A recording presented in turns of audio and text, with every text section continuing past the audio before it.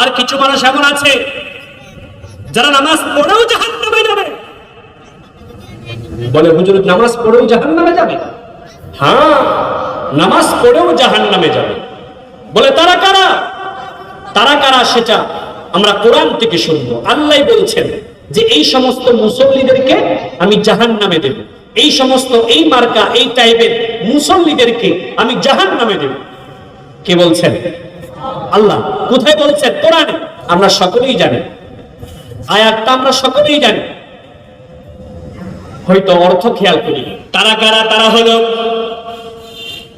আল্লাহ রাব্বুল আলামিন বলছেন ফাওয়াইলুল লিলমুসাল্লিন আল্লাযীনা হুম আন সালাতিহিম সাহুন। তারা কারা?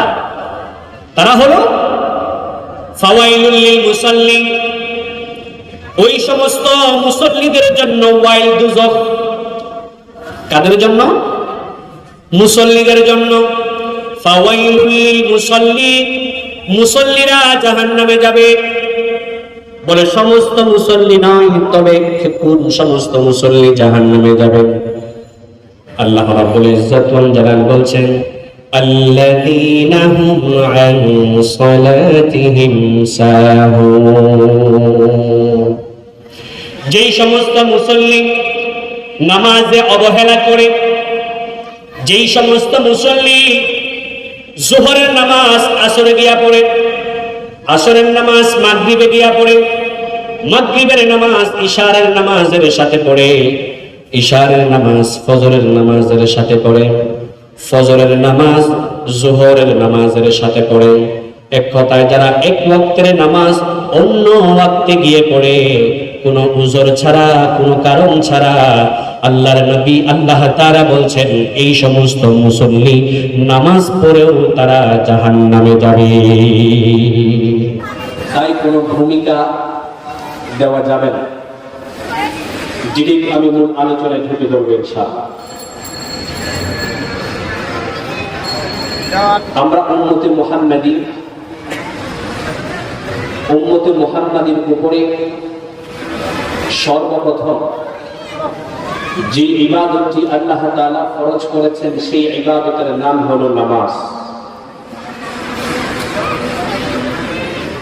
এই ইবাদত, নামাজের ইবাদত উম্মতে মুহাম্মাদীর উপরে আল্লাহ রাব্বুল ইজ্জত ওয়াল জালাল সর্বপ্রথম ফরজ করেছেন। ঈমানের পরে যে ইবাদতটি সবচেয়ে গুরুত্বপূর্ণ ইবাদত, সেই ইবাদতের নাম হচ্ছে নামাজ। বুখারীর বর্ণনা 8 নম্বর হাদিস, রাসূল করিম সাল্লাল্লাহু আলাইহি ওয়াসাল্লাম বলেন শাহাদাতু আল্লা ইলাহা ইল্লাল্লাহ ওয়া আন্না মুহাম্মাদার রাসূলুল্লাহ ওয়া ইকামিস সালাহ ওয়া ইতাইজ যাকাত ওয়াল হজ্জ ওয়া সাওম রমাদান। ইসলামের ভিত্তি 5টি বিষয়ের উপরে। 1 নাম্বার হলো কালিমা, 2 নাম্বার হলো নামাজ, 3 নাম্বার হলো যাকাত, 4 নাম্বার হলো হজ, 5 নাম্বার হলো রোজা। ঈমানের পরে যে ইবাদতটি সর্বশ্রেষ্ঠ এবং গুরুত্বপূর্ণ ইবাদত, সেই ইবাদতের নাম হচ্ছে নামাজ। সর্বপ্রথম ইবাদত ফরজ করা হয়েছে, সেই ইবাদতের নাম নামাজ।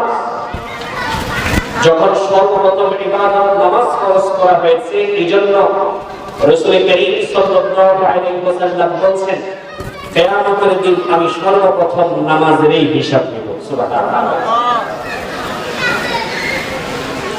রাসূল করিম সাল্লাল্লাহু আলাইহি ওয়াসাল্লাম বলেন আউয়ালু মা ইউহাসাবু বিহিল আবদু ইয়াওমাল কিয়ামাতিস সালাত। কিয়ামতের দিন সর্বপ্রথম আল্লাহ রাব্বুল ইজ্জত ওয়াল জালাল ইমানদারদের কাছ থেকে নামাজের হিসাব নেবেন। বলে সুবহানাল্লাহ। নামাজের এত গুরুত্ব, এত গুরুত্ব আল্লাহ নবী সাল্লাল্লাহু আলাইহি ওয়াসাল্লাম করেছেন মান আকামাত সালাত ফাকাদ আকামাত দ্বীন। যে ব্যক্তি নামাজকে কায়েম করে ফেললো সে কেমন জানি গোটা দিনকে কায়েম করে নিল। সুবহানাল্লাহ। বলে নামাজের এত গুরুত্ব কেন, তার কারণটা কি? আসসালামু আলাইকুম।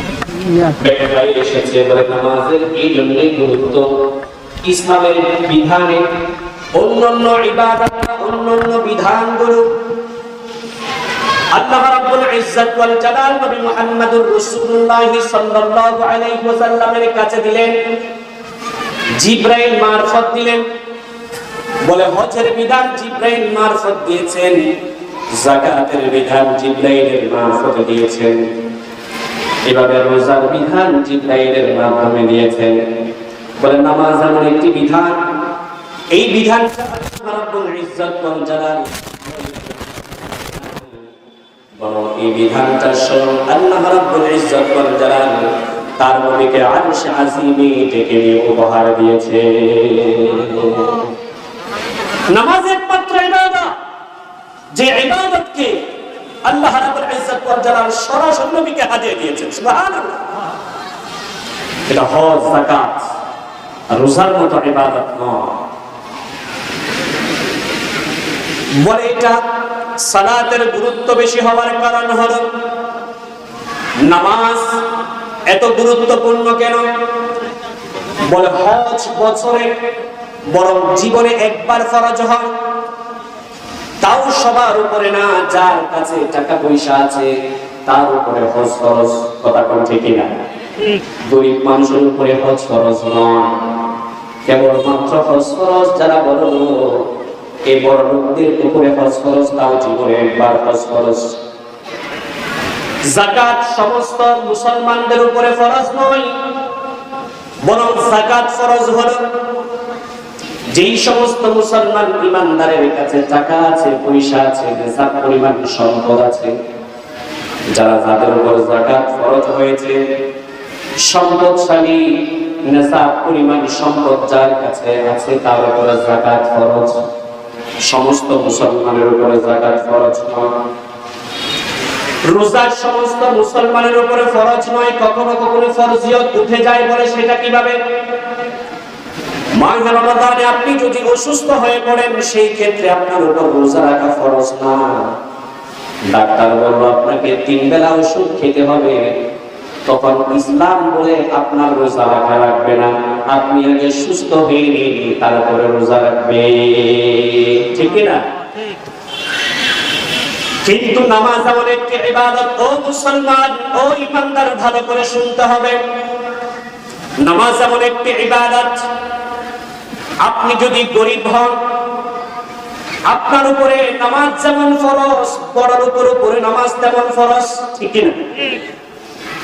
আপনি যদি পুরুষ হন, পুরুষের উপরে নামাজ যেমন ফরজ, মহিলার উপরে নামাজ তেমন ফরজ। আপনি যদি সম্পদশালী হন, আপনার উপরে নামাজ ফরজ, গরিবের উপরে নামাজ ফরজ। এমপি মন্ত্রী হন, ক্ষমতাসীন হন, আপনার উপরে নামাজ যেমন ফরজ, প্রজা যারা আছে তাদের উপরে নামাজ ঠিক সমানভাবে ফরজ।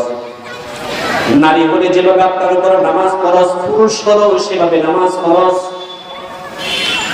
এক কথা, আপনার যদি সুস্থ মস্তিষ্ক থাকে, আপনার যদি সামান্য হিতাহিত জ্ঞান যদিও থাকে, সবকিছু আপনি বুঝতে পারছেন, হুঁশ জ্ঞান যদি থাকে, ইসলাম বলছে আপনার উপরে নামাজ ফরজ। আল্লাহু আকবার। আপনার উপরে নামাজ ফরজ। আমার নবী তো আরো আগ বাড়ায় বলছেন, উম্মত শুনে রাখো, শুনে রাখো, যদি তুমি দাঁড়ায় নামাজ আদায় না করতে পারো, বসে বসে নামাজ আদায় করো, বসে বসে যদি সালাত আদায় না করতে পারো, তাহলে তুমি শুয়ে শুয়ে সালাত আদায় করো। বলে শুয়ে শুয়ে সালাত আদায় না করতে পারো, যদি শুয়ে শুয়ে সালাত আদায় করতে পারো না, আমার নবী বলছেন, তাহলে তুমি ইশারার মাধ্যমে নামাজ আদায় করবে, তারপরও তোমার থেকে নামাজ মাফ করা হয় নাই। ফরজ পড়তেই হবে, ছাড় না। হজ, যাকাত, রোজার ক্ষেত্রে যেভাবে অপশন আছে, নামাজের ক্ষেত্রে কোনো অপশন নাই, পড়তেই হবে। বলে হুজুর ওযু করার জন্য তো পানি নেই, এখন কি করব? আল্লাহ রাব্বুল ইজ্জত ওয়াল জালাল বলেন ফাইন লাম তাজিদু মা'আন ফাতায়াম্মামু সাঈদান তাইয়্যিবা, যদি পানি না পাওয়া যায় তাহলে পবিত্র মাটি দিয়ে তায়াম্মুম করে তোমাকে নামাজ আদায় করতে হবে, তারপর তোমাকে নামাজ আদায় করতে হবে, কোনো ছাড় নাই। বলে হুজুর আমার তো কোনো কাপড়ই নেই, 17 টাকা তো ফরজ কাপড় পরেই তো নামাজ আদায় করবো, কোনো কাপড়ই নেই। ইসলাম বলছে কাপড় লাগবে না, তোমার যদি কোনো কাপড়ের ব্যবস্থা না থাকে, ইসলাম বলছে উলঙ্গ হয়েও তোমাকে নামাজ আদায় করতে হবে, তার কোনো ছাড় নাই। উলঙ্গ হয়েও তোমাকে নামাজ আদায় করতে হবে, কাপড় নাই তো কি হয়েছে? কাপড় নাই এই বাহানা নামাজ ছাড়া যাবে? কথা বলেন ঠিক কিনা? বলে হুজুর আমরা একটা স্থানে গিয়েছি, যে স্থানে কাবা কোন দিকে, পশ্চিম কোন দিকে, যেদিকে ফিরে আমি নামাজ আদায় করবো সেটাও আমার জানা নাই, কোন দিকে ফিরে আমি নামাজ আদায় করবো। ইসলাম বলে তোমার মন যেদিকে বলে সেদিকে ফিরে তুমি নামাজ আদায় করে নাও, তাহাররিয়ে কাবলা, যেদিকে মনে চাই তুমি সেদিকেই তুমি নামাজ আদায় করে নাও। ইসলাম বলছে আল্লাহ রাব্বুল ইজ্জত ওয়াল জালাল তোমার সেই নামাজকে কবুল করে নেবে। নামাজ পড়তেই হবে, যেভাবে হোক আপনাকে পড়তেই হবে, আপনার যদি হুঁশ জ্ঞান যদি ঠিক থাকে। এখন আশ্চর্য লাগে আমাদের মুসলমান তো এমন, সামান্য অসুস্থতা ফিল করলে আমরা কি করি, নামাজে আর যাই না, গায়ে পড়ে আসলে নামাজে আর যাই না। কিন্তু এই মুসলমান হেঁটে হেঁটে ডাক্তারের কাছে যাইতে পারে, ডাক্তারের চেম্বারে আধা ঘন্টা, 1 ঘন্টা, 2 ঘন্টা পর্যন্ত বসে থাকতে পারে। এই মুসলমান সেখানে বসে থাকতে পারে, বসে থাকার ধৈর্য কখন হয়ে যায় ইমানদারে, তার মসজিদের সামনে দিয়ে সে ডাক্তারের কাছে যাচ্ছে, সেই মসজিদে নামাজ চলছে, মসজিদে গিয়ে 5টা মিনিট সময় এই ইমানদার ব্যয় করে না। এটা কেমন ইমানদার? আল্লাহ তো নামাজ ফরজ করেছে, নামাজ পড়ে যাও, নামাজ তোমাকে আদায় করতেই হবে, এই ব্যাপারে কোনো ছাড় আছে? আর আসতে বলেন ছাড় আছে? ছাড় না। এই জন্য রাসূল কারীম সাল্লাল্লাহু আলাইহি ওয়াসাল্লাম বলছেন লা দীনা লিমান লা সালাতা লাহু, যার কোনো নামাজ নাই, যে নামাজ আদায় করে না তার কোনো দিনদারিত্বই ঠিক নাই, ঠিক না? তার কোনো দিন ধর্মই কি নেই, ঠিক নাই। আল্লাহর নবী তো আরো বলেছেন যেই সমস্ত আমার উম্মত নামাজ আদায় করে না, وكان يوم القيامة مع قارون وفرعون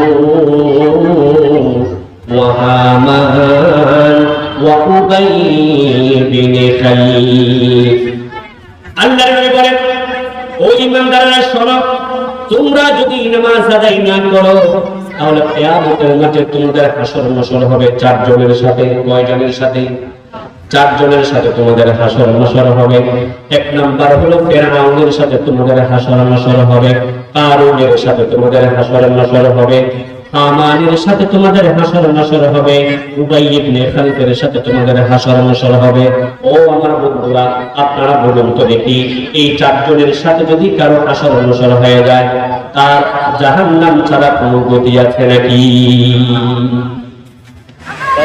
মুহাদ্দিসিনে কেরামগণ বলছেন আল্লাহর নবী সাল্লাল্লাহু আলাইহি ওয়াসাল্লাম এই 4 জনের নাম কেন নিলেন? হামানের নাম কেন নিলেন? উবাই ইবনে খালফের নাম কেন নিলেন? কারুনের নাম কেন নিলেন? ফিরআউনের নাম কেন নিলেন? এই 4 জনের নাম ধরে ধরে কেন বললেন তাদের সাথে বেনামাজীদের হাসর নাসর হবে? এই 4 জনের নাম কেন নিলেন তার কারণ বর্ণনা করেছেন মুহাদ্দিসিনে কেরামগণ। বলে প্রথম বর্ণনা করেছেন কারুনের সাথে তাদের হাসর নাসর হবে। তার কারণ হলো কারুন ছিল সম্পদশালী। বলে কারুন কি ছিল? সম্পদশালী ছিল। বলে কারুন কেমন সম্পদশালী ছিল, এত সম্পদের মালিক কারুন ছিল যে কারুনের কাছে বিশাল বড় বড় গোডাউন আছে। প্রত্যেকটা গোডাউনে একটি করে তালা আছে, প্রত্যেকটা তালার সাথে একটি করে চাবি আছে। এই চাবিগুলো এত হাজার হাজার গোডাউন কারুনের সম্পত্তি আছে। বলে এই চাবিগুলো বহন করার জন্য 70টি উটের প্রয়োজন হতো। কয়টি উট? 70টি উটের প্রয়োজন হতো এই চাবিগুলো বহন করার জন্য। তাহলে কেমন সম্পদশালী ছিল কারণ? তদানীন্তন সময়ে কারুনের মতো বড় সম্পদশালী আর কেউ ছিল না। বলে এই কারুনের নাম আল্লাহর নবী কেন বলেছেন? সে তো জাহান্নামী। নামাজীদের সাথে কারুনের সাথে কি কানেকশন, কি যোগাযোগ? মুহাদ্দিসিনে কেরামগণ বলেন যোগাযোগ হলো দুনিয়ার ওই সমস্ত বড় লোকদেরকে উদ্দেশ্য করে বলা হচ্ছে, ও দুনিয়ার সম্পদশালীরা, শুনে রাখো, শুনে রাখো, তোমাদের সম্পদের ভিতরে, তোমাদের সম্পদের নাজুনে আমাদের ভিতরে আনন্দ ফুর্তি করতে গিয়ে যদি নামাজ তরক করে ফেলো, আনন্দ ফুর্তির ভিতরে, টাকা পয়সার ভিতরে, টাকা পয়সার ভিতরে আরাম পাইতে পাইতে যদি তুমি নামাজ তরক করে ফেলো, লাখ টাকার খাট, লাখ টাকার বিছানা, এসি লাগিয়েছো, ও বড় লোক শুনে রাখো, তোমার এই আরামের ঘুমের কারণে যদি নামাজ তুমি তরক করো, তাহলে মনে রাখবে, মনে রাখবে, ও বড় লোকেরা, তোমাদের কিয়ামত হবে, হাসর নাসর হবে কারুনের সাথে। যেহেতু কারুন ধনী ছিল, এজন্য দুনিয়ার যে সমস্ত ধনীরা তার ধনত্বতার কারণে টাকা পয়সার পিছনে ছুটতে গিয়ে নামাজ তরক করেছে, মুহাদ্দিসিনে কেরামগণ বলছেন তাদের হাসর নাসর কারুনের সাথে হবে, এই জন্য কারুনের নাম নেওয়া হয়েছে। আল্লাহু আকবার। বলে ফেরাউনের নাম কেন নেওয়া হয়েছে? ল্যান্ডে আলোচনা করে দিতে বলো। ফেরাউনের নাম এই জন্য নেওয়া হয়েছে, ফেরাউন ছিল সবগুলো একসাথে তো সমস্যা না, আসে ঠিক হবে। লাইন বন্ধ ছিল, প্রেসিডেন্ট ছিল, রাষ্ট্রপ্রধান ছিল, প্রধানমন্ত্রী ছিল ফেরাউন। বলে ফেরাউনের নাম কেন নেওয়া হয়েছে? মুহাদ্দিসিনে কেরামগণ বলছেন, ও দুনিয়ার রাজনীতিবিদেরা শোনো, তোমরা যারা নিজেদেরকে নেতা দাবি করো, তোমরা যারা নিজেদেরকে রাজনৈতিক কর্মী বলে দাবি করো, রাজনৈতিক মিছিল মিটিং এ গিয়ে যদি নামাজ তরক করে ফেলো, নেতার পিছনে ঘুরতে গিয়ে যদি নামাজ তরক করে ফেলো, ও দুনিয়ার রাজনীতিবিদেরা শোনো, ও দুনিয়ার রাজনীতিবিদ যারা নেতা আছো তারা শোনো, যারা কর্মী আছো তারাও শোনো, নামাজ যদি তরক করো, কিয়ামতের মাঠে তোমাদের হাসর নাসর হবে সেই প্রধানমন্ত্রী ফেরাউনের সাথে। এই জন্য রাজনীতি করতে গেলে, মিছিল মিটিং এ যেতে গেলে, নেতা নেত্রীর পিছনে ঘুরতে গেলে আপনাকে সচেতন হতে হবে, আপনাকে মনে করতে হবে আমি একজন আগে মুসলমান। নেতার পিছনে যাব, আগে আমার মহান রব কবরের উপর থেকে যে রব আমাকে বাঁচাবেন, যে রব আমার কাজে আসবে, সেই রবকে আগে সন্তুষ্ট করতে হবে। দুনিয়ার সমস্ত নেতা নেত্রীকে যদি আপনি খুশি করেন, আরশের মালিক আল্লাহ, আল্লাহ রাব্বুল ইজ্জত ওয়াল জালালকে যদি আপনি সন্তুষ্ট করেন, ও মুসলমান, আল্লাহর কসম করে বলছি, আল্লাহর কসম করে বলছি, আপনার দুনিয়াও বরবাদ হয়ে গেল, আখিরাতও বরবাদ। ঠিক কি না? বলে হামানের নাম কেন দেওয়া হয়েছে, তার কারণটা কি? বলে হামান ছিল একজন প্রশাসক, সেনাবাহিনী প্রধান। মুহাদ্দিসিনে কেরামগণ বলছেন, ও দুনিয়ার প্রশাসনের দায়িত্বে নিয়োজিত মানুষ, কেউ তোমরা পুলিশে চাকরি করো, কেউ তোমরা আর্মিতে চাকরি করো, কেউ তোমরা বিজিবিতে চাকরি করো, কেউ তোমরা আনসারে চাকরি করো, কেউ তোমরা নৌবাহিনীতে চাকরি করো, কেউ তোমরা বিমান বাহিনীতে চাকরি করো, এনএসআই, ডিজিএফআই থেকে শুরু করে ডিবি, গোয়েন্দা পুলিশ, যত প্রকারের সেক্টর আছে আইন শৃঙ্খলা রক্ষাকারী বাহিনীর যে সমস্ত পদগুলো আছে, ও ইমানদার মুসলমানেরা শোনো, তোমরা যদি এই সমস্ত পদগুলোতে যদি তোমরা নিয়োগ পাও, খবরদার খবরদার, নামাজের সময় হয়েছে, তোমরা নামাজ আদায় করে ফেলবা। দায়িত্বকালীন যদি তুমি কোনো নামাজ ত্যাগ করো, তুমি যদি নামাজ বাদ দাও, মুহাদ্দিসে কেরামগণ বলছেন, ও প্রশাসক, ও আইন শৃঙ্খলা রক্ষাকারী বাহিনী, তুমি ভালো করে শোনো, কিয়ামতের মাঠে তোমার হাসর নাসর হবে সেই সেনাবাহিনী প্রধান হামানের সাথে। 4 নম্বর নাম নিলেন আমার নবী উবাই ইবনে খালদ। বলে উবাই ইবনে খালদের নাম কেন নেওয়া হয়েছে? তার কারণ বর্ণনা করতে গিয়ে মুহাদ্দিসিনে কেরামগণ বলছেন, উবাই ইবনে খালদ ছিল একজন ব্যবসায়ী। মুহাদ্দিসিনে কেরামগণ বলছেন, ও দুনিয়ার ব্যবসায়ীরা শোনো, ব্যবসা করতে গিয়ে যদি তুমি দোকান বন্ধ না করে নামাজ যদি না যাও, অথবা দোকান বন্ধ না করে অথবা দোকানের ভিতরে তুমি যদি নামাজ আদায় না করো, ব্যবসার কারণে যদি তুমি নামাজ ছেড়ে দাও, বেচা কিনার জন্য যদি তুমি নামাজ ছেড়ে দাও, ও ইমানদার মুসলমান, তুমি ভালো করে শুনে রাখো, কিয়ামতের মাঠে তোমার হাসর নাসর হবে সেই উবাই ইবনে খালদের সাথে। ঠিক কিনা জোরে বলুন? আমাদের সমাজে আছে না নাই? নামাজের জায়গায় নামাজ চলছে, এদিকে তিপ্পি বেচা কিনা চলছে। তার এই মুসলমানের কাছে মনে হয়েছে বেচা কিনা করলে আপনি 500 টাকা করলেন, ও মুসলমান, 500 টাকার জন্য আপনি নামাজ ছেড়ে দিলেন? 500 টাকার জন্য, 1000 টাকার জন্য নামাজ ছেড়ে দিলেন? আপনি তো একজন বোকা, আপনি তো একজন বুদ্ধিমান নন। বুদ্ধিমান হলে আপনি এই কাজ কখনো করতেন না। ঠিক কিনা জোরে বলো?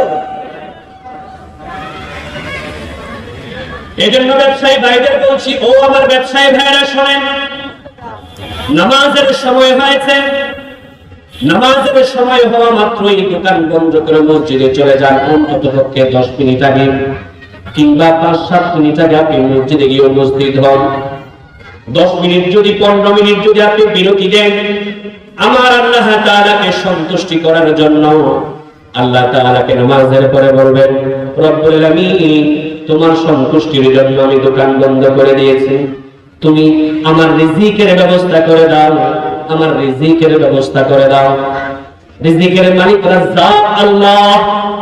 এই রাজ্জাকের কাছে যখন নামাজের পরে আপনি ফরিয়াদ করবেন, ও মুসলমান শুনে রাখো, শুনে রাখো, আল্লাহ রাব্বুল ইজ্জত ওয়াল জালাল দুনিয়াতে আপনাকে কখনো রিজিকে কষ্ট দেবেন না। সুবহানাল্লাহ। কথা কি বুঝাইতে পারতেছেন? কথা কি?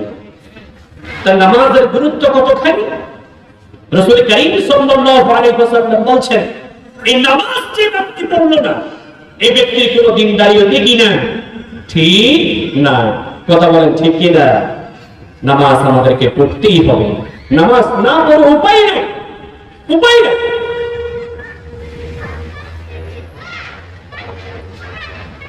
ইমাম যাহাবী রাহমাতুল্লাহি আলাইহি একটি ঘটনা উল্লেখ করেছেন, তার কিতাব হচ্ছে আল কাবায়ের। আল কাবায়ের গ্রন্থে ইমাম যাহাবী রাহমাতুল্লাহি আলাইহি প্রখ্যাত মুহাদ্দিস, তিনি একটি ঘটনা নকল করছেন। বলে হযরত মুসা আলাইহিস সালাতু ওয়াস সালামের জামানায় একজন জানিয়া মহিলা এসেছে, এসে বলে, ইয়া নবী আল্লাহ মুসা, ওগো আল্লাহর নবী মুসা, ওগো আল্লাহর নবী মুসা, আমি জিনা করেছি, ব্যভিচার করেছি, যার কারণে আমার পেটে বাচ্চা চলে এসেছে। এই বাচ্চা পৃথিবীতে ভূমিষ্ঠ হয়েছে, কিন্তু দুর্ভাগ্যের বিষয় হচ্ছে বাচ্চা যখন ভূমিষ্ঠ হলো, আমি জন্মদাত্রী মা ওই বাচ্চার গলা টিপে আমি হত্যা করে ফেলেছি। নাউযুবিল্লাহ। নিজের সন্তানকে নিজে গলা টিপে আমি হত্যা করেছি। নবী আল্লাহ মুসা, এখন আপনার কাছে আমি জানতে চাই, আমার কোনো মাফ আছে নাকি? আল্লাহ তাআলা আমাকে মাফ করবেন নাকি? এই কথা বলার পরে মুসা আলাইহিস সালাতু ওয়াস সালাম বলেছেন, তুমি তো বড় বড় পাপ করেছো, মস্ত বড় পাপ করেছো তুমি, আল্লাহ তাআলা তোমাকে কখনো ক্ষমা করবেন না। তুমি আমার এখান থেকে উঠে যাও, অন্যথায় আর কিছুক্ষণ অবস্থান করলে আমার এই দরবারকে আল্লাহ রাব্বুল ইজ্জত ওয়াল জালালের আযাবে গ্রাস করে নেবে। ওই মহিলা কান্নাকাটি করতে করতে বাড়ির দিকে চলে যায়। এই মুহূর্তে হযরত জিবরাইল আলাইহিস সালাতু ওয়াস সালাম এসে উপস্থিত হলেন। বললেন, ইয়া নবী আল্লাহ মূসা, আপনি তো ভুল করেছেন, আপনি কি করলেন? বলে, এই মহিলাকে যে আপনি তাড়ায় দিলেন, এই মহিলা তো এত বড় পাপ করে নাই যে আল্লাহ তাআলা তাকে ক্ষমা করবে না। আল্লাহ তাআলা হচ্ছে গফুর। আল্লাহ তাআলা তো ডাক দিয়া বলেন, বান্দারে তুই কত বড় গুনাহ করেছিস, আমার কাছে আয়। তোর গুনাহ সমুদ্রের ফেনা পরিমাণও যদি হয়ে থাকে, জমিন থেকে আসমানের মধ্যে যে সমতল যে জায়গাটুকু আছে, এই জায়গাটুকু যদি তোর গুনাহের মাধ্যমে তুই যদি ভরেও দিস, আল্লাহ রাব্বুল ইজ্জত ওয়াল জালাল বলেছেন, আমার কাছে দু চোখের পানি ফেলে যখন কান্নাকাটি করে ইখলাসের সাথে যখন আমার কাছে তুই তওবা করবি, আমি আল্লাহ রাব্বুল ইজ্জত ওয়াল জালাল তোর জীবনের সমস্ত গুনাহ খাতা মাফ করে দেব। লা তাকানাতু মির রাহমাতিল্লাহ। ও গোলাম, আল্লাহর রহমত থেকে নিরাশ হও না। তুমি কত গুনাহ তুমি করতে পারো, আমার রহমত হচ্ছে অসীম, আর তোমাদের গুনাহ হচ্ছে সসীম ছোট। কতই গুনাহ করতে পারো। আসো, ফিরে আসো, একটিবার আমার কাছে তওবা করো। যত বড় গুনাহ হোক না কেন, আমি রব্বুল ইজ্জত ওয়াল জালাল তোমার জীবনের সমস্ত গুনাহ খাতা মাফ করে দেব। সুবহানাল্লাহ। জিবরাইল আলাইহিস সালাতু ওয়াস সালাম এসে বললেন, ও নবী মূসা, আপনি তো বড় ভুল করেছেন। এই মহিলাকে আল্লাহ তাআলা তো ক্ষমা করে দেবেন যদি ইখলাসের সাথে এই মহিলা তওবা করে। জিবরাইল আলাইহিস সালাতু ওয়াস সালাম তারপরে বলছেন, আপনার উম্মতের মাঝে আপনি যাদেরকে ওয়াজ করেন, আপনি যাদেরকে নসিহত পেশ করেন, তাদের মধ্য থেকে এমন কিছু মানুষ, এমন কিছু আপনার উম্মত আছে যারা এই মহিলা যে অপরাধ করেছে, এই মহিলার অপরাধের চেয়ে বড় অপরাধী আপনার সামনে বসে বসে ওয়াজ শুনে, নসিহত শুনে, আপনার দরবারে আসা যাওয়া করে। হযরত মূসা আলাইহিস সালাতু ওয়াস সালাম তিনি তো আশ্চর্যান্বিত হয়ে গেলেন। তিনি বললেন, তাই নাকি? আমার মজলিসে আছে, আসা যাওয়া করে যারা এই মহিলার চেয়ে বড় পাপী, এরকম মানুষ বুঝে আমার মজলিসে আসা যাওয়া করে? বলে, হ্যাঁ। হযরত মূসা আলাইহিস সালাম জিজ্ঞাসা করলেন, তারা কারা? উত্তরে বললেন, তারা হচ্ছে আপনার উম্মতের ওই সমস্ত মানুষ যারা নামাজ পড়ে না। নাউজুবিল্লাহ বলবেন না? নামাজ তরক করা এত বড় অপরাধ। ওই মহিলা কি অপরাধ করেছে? তার চেয়ে জঘন্যতম অপরাধ তো নামাজ না পড়ে আপনার উম্মতরা করছে। এই ঘটনাটি বানানো ঘটনা নয়। বিখ্যাত মুহাদ্দিস ইমাম যাহাবী রাহিমাহুল্লাহ তিনি একটি সুপ্রসিদ্ধ একটি কিতাব রচনা করেছেন, যে কিতাবটির নাম হচ্ছে আল কাবাইর, যে কিতাবটি পৃথিবীর সমস্ত মানুষের কাছে গ্রহণযোগ্য। তাহলে নামাজ না পড়লে কি জাহান্নামে যাবে কি যাবে না? কি বুঝলেন? যাবে কি যাবে না? কাদের সাথে হাসর নাসর হবে? উবাই ইবনে খালফ, হামান, কারুন, ফিরআউন। ওয়া কানা ইয়াউমাল কিয়ামা মা কারুন ওয়া ফিরআউন ওয়া হামান ওয়া উবাই ইবনে খালফ।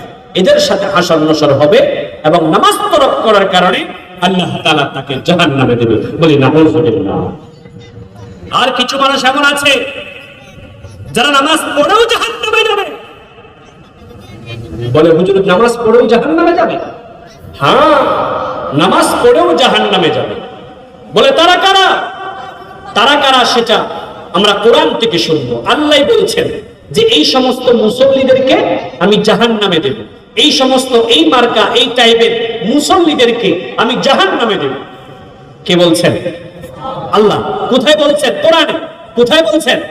কোরআন। আমরা সকলেই জানি, আয়াতটা আমরা সকলেই জানি, হয়তো অর্থ খেয়াল করি। তারা কারা? তারা হলো আল্লাহ রাব্বুল আলামিন বলছেন ফাওয়াইলুল লিলমুসাল্লিনা আল্লাযীনা হুম আন সালাতিহিম সাহুন। তারা কারা? তারা হলো ফাওয়াইলুল লিলমুসাল্লিন, ওই সমস্ত মুসল্লিদের জন্য ওয়াইল দুজখ। কাদের জন্য? মুসল্লিদের জন্য। ফাওয়াইলুল লিলমুসাল্লিন, মুসল্লিরা জাহান্নামে যাবে। বলে সমস্ত মুসল্লি নয়, তবে কোন সমস্ত মুসল্লি জাহান্নামে যাবে? আল্লাহ রাব্বুল ইজ্জত ওয়াল জালাল বলছেন আল্লাযীনা হুম আন সালাতিহিম সাহুন। যেই সমস্ত মুসল্লি নামাজে অবহেলা করে, যেই সমস্ত মুসল্লি যোহরের নামাজ আসরে গিয়া পড়ে, আসরের নামাজ মাগরিবে গিয়া পড়ে, মাগরিবের নামাজ ইশারের নামাজের সাথে পড়ে, ইশারের নামাজ ফজরের নামাজের সাথে পড়ে, ফজরের নামাজ যোহরের নামাজের সাথে পড়ে। এক কথায় যারা এক ওয়াক্তের নামাজ অন্য ওয়াক্তে গিয়ে পড়ে, কোনো উযর ছাড়া, কোনো কারণ ছাড়া, আল্লাহর নবী আল্লাহ তাআলা বলছেন এই সমস্ত মুসল্লি নামাজ পড়েও তারা জাহান্নামে যাবে। এই সমস্ত মুসল্লি কোথায় যাবে? এটা আল্লাহর কথা নাকি নবীর কথা? আল্লাহর কথা। আল্লাযীনা হুম আন সালাতিহিম সাহুন, নামাজ পড়ে তারা জাহান্নামে যাবে। আমাদের সমাজ এমন মুসলমান নাই, আছে? যোহরের নামাজ আসরে পড়ে, আসরের নামাজ অন্য ওয়াক্তে পড়ে, ফজরের নামাজ যোহরের সাথে মিলাইয়ে পড়ে, এমন মুসলমান আছে? জাহান্নামে যাওয়ার জন্য রেডি থেকে ছাড় নাই। অন্য ইবাদতের ব্যাপারে আপনি ছাড় পাবেন, নামাজের ব্যাপারে কোনো কম্প্রোমাইজ না, আদায় করতেই হবে। টাকাকে গুরুত্ব দিলা তুমি, চাকরিকে গুরুত্ব দিলা তুমি।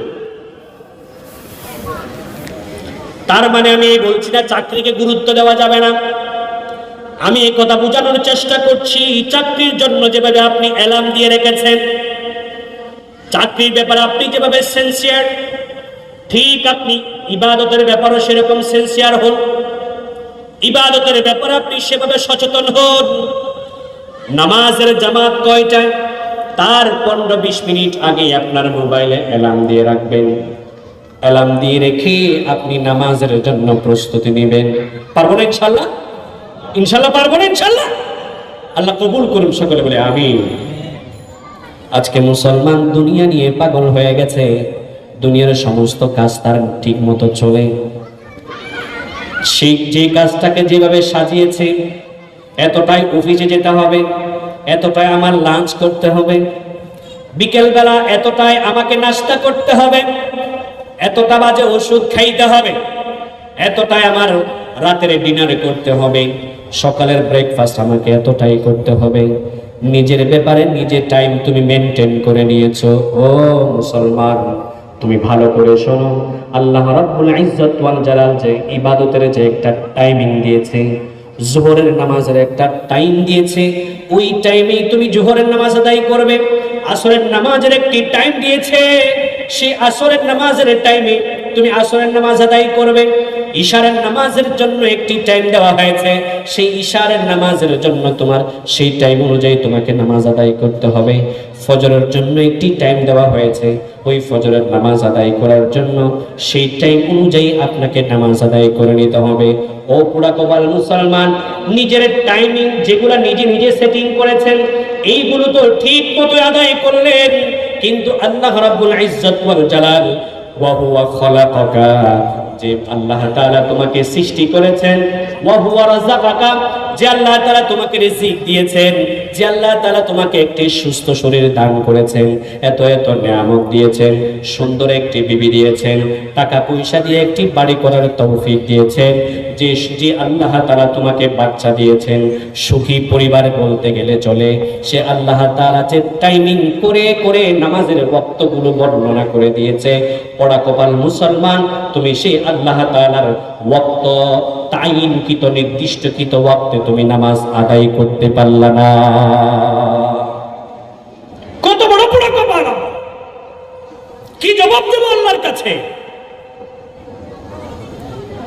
আল্লাহ রাব্বুল ইজ্জত ওয়াল জালাল বলছেন, এই জন্য কিছু মুসল্লি এমন আছে যারা নামাজ আদায় করবে তারপরও তারা জাহান্নামে যাবে। তারা কারা? তারা হলো যারা টাইম অনুযায়ী নামাজ আদায় করে নাই। যোহরের নামাজ আসলে পড়ছে, এইভাবে এক ওয়াক্তের নামাজ অন্য ওয়াক্তে পড়েছে। আল্লাহ রাব্বুল ইজ্জত ওয়াল জালাল বলেন, এই সমস্ত মানুষগুলাকে আমি আল্লাহ তাআলা জাহান্নামে দিব। জাহান্নামে যেতে চাই আমরা? আল্লাহ তাআলার জাহান্নামের আযাব সহ্য করতে পারবো? আরে আল্লাহর নবী তো আমাদেরকে দোয়া শিখায় দিয়েছেন, আল্লাহুম্মা ইন্না নাউযু বিকা মিন আযাবিন নার ওয়া মিন আযাবিল কবর। কবরের আযাব, কবরের ফিতনা, এবং আমাদেরকে দোয়া শিখিয়ে দেওয়া হয়েছে জাহান্নামের আগুন থেকে বাঁচার জন্য দোয়া করবা, দোয়া করবা। আল্লাহ তাআলা বলছেন, নিজে বাঁচো এবং আহলে আয়াত পরিবার পরিজনদেরকে তোমরা জাহান্নামের আগুন থেকে বাঁচাও।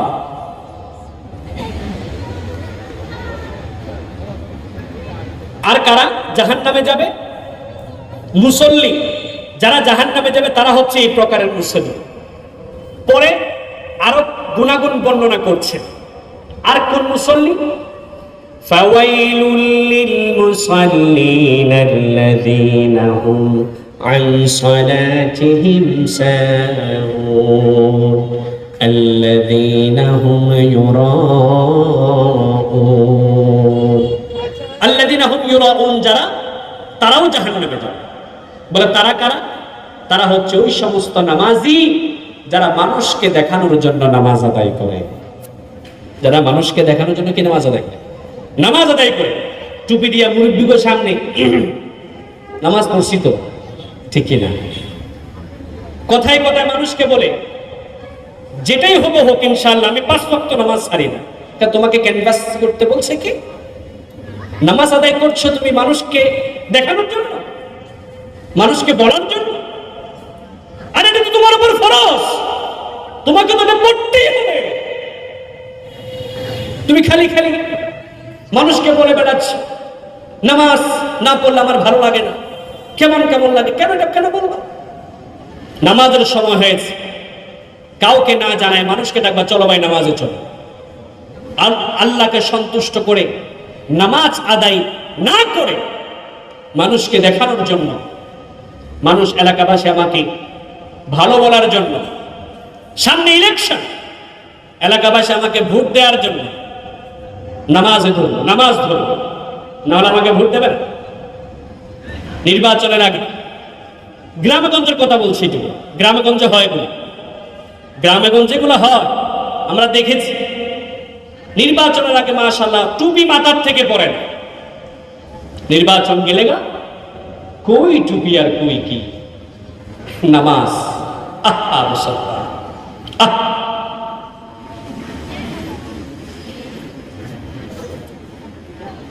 এই জন্য আমাদের লৌকিকতা, নামাজে লোক দেখানো, এটা আমাদের বাদ দিতে হবে। আমাদেরকে দেখাতে হবে কাকে? আরো আসতে বলেন কাকে? আল্লাহকে দেখানোর উদ্দেশ্যই, আল্লাহকে সন্তুষ্টি করার উদ্দেশ্যে আমাদের সকলকে নামাজ আদায় করতে হবে। মানুষকে সন্তুষ্ট করার লক্ষ্যে না, বিবিকে সন্তুষ্টি করার লক্ষ্যে না, স্বামীকে সন্তুষ্টি করার লক্ষ্যে না, শাশুড়িকে সন্তুষ্টি করার লক্ষ্যে না, শ্বশুর ভাসুর এদেরকে সন্তুষ্টি করার লক্ষ্যে না।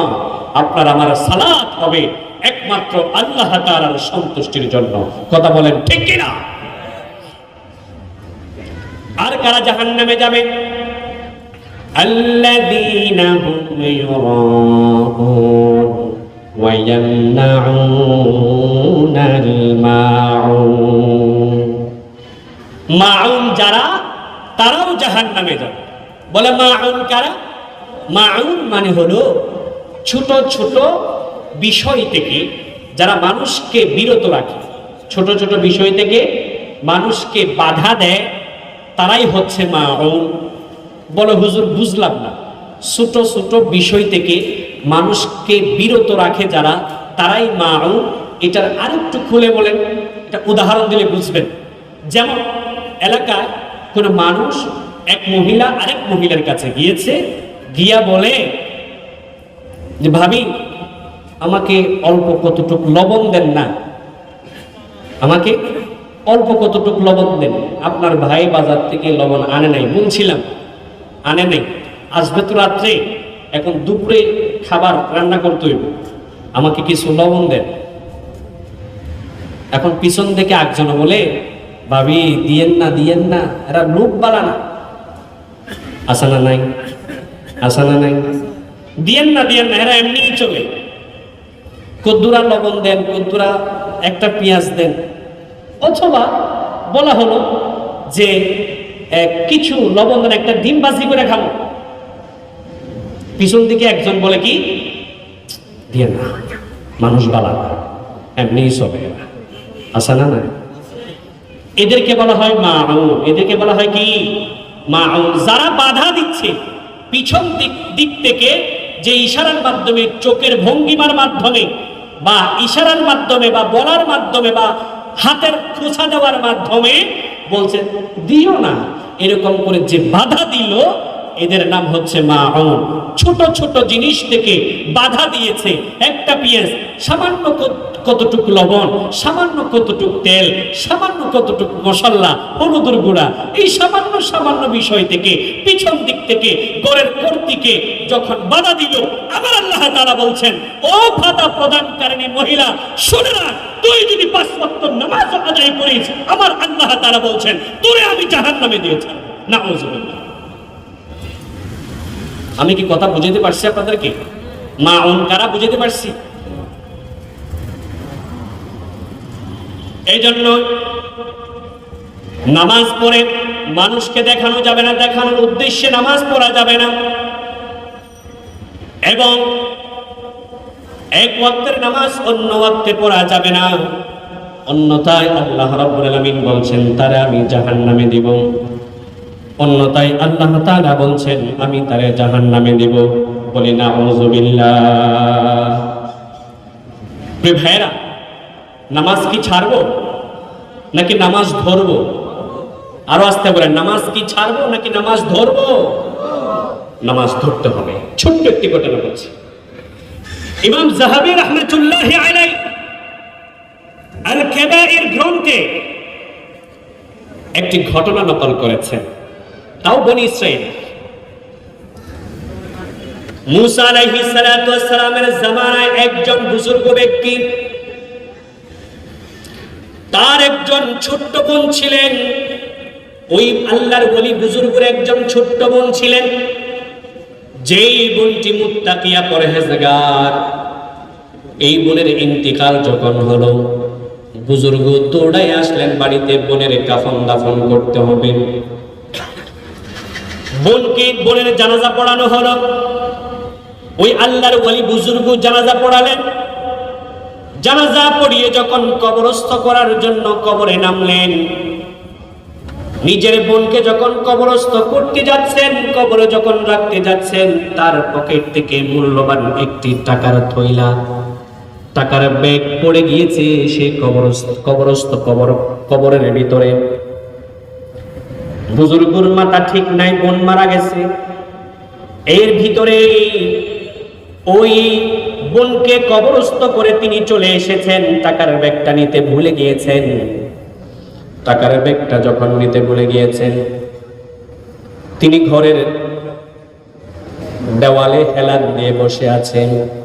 হঠাৎ করে মনে পড়েছে, আই হাই, আমার তো ব্যাগ, আমার বোনকে কবরস্থ করার সময় আমি তোর রাইখা আসছি।